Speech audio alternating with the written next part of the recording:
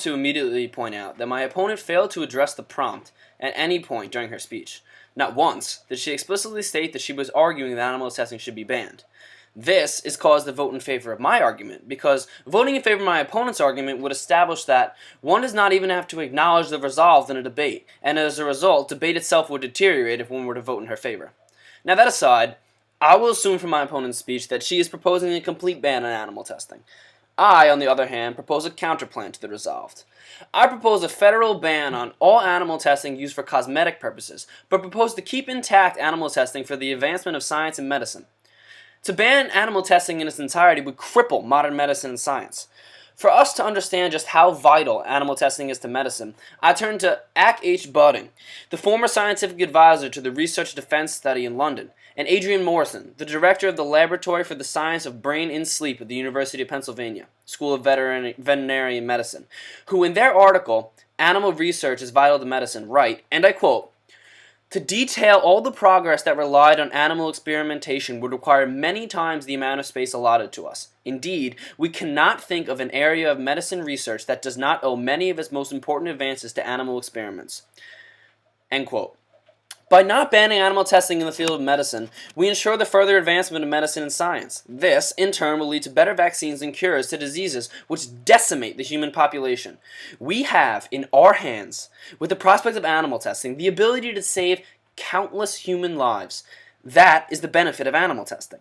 Now, the harms of animal testing are cases of animal death. It is indeed a terrible prospect that animal lives are lost due to animal testing. Now, anti-animal testing advocates will throw out large numbers detailing the large amount of death caused to animals by testing each year. However, according to ColumbiaCruelty.com, 2/3 of all animal testing is done for cosmetic purposes.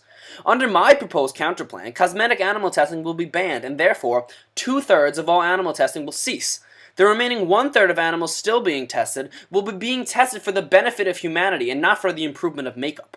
My proposed ban mitigates the harms of animal testing incredibly and still maintains its high benefits.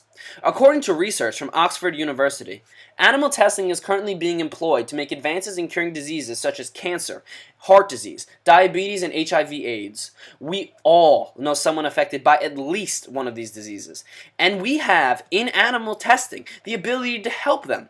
We can help. That is the benefit of animal testing. My opponent has argued that even if these tests do benefit humanity, the animals are still unconsenting, and she focuses nearly the entirety of her argument on the fact that the animals do not give their permission to be tested. Well, I agree with her. It is slightly wrong that animals do not give their consent to be tested. But these animals are tested and treated by trained doctors. They are not treated by madmen in basements. They are treated well, and their deaths are often painless. Meanwhile, cancer, HIV/AIDS, heart disease, and diabetes, diseases that animal testing is working to cure for humans, torture our loved ones. These diseases cause our family members and friends to suffer terrible, long, drawn-out deaths.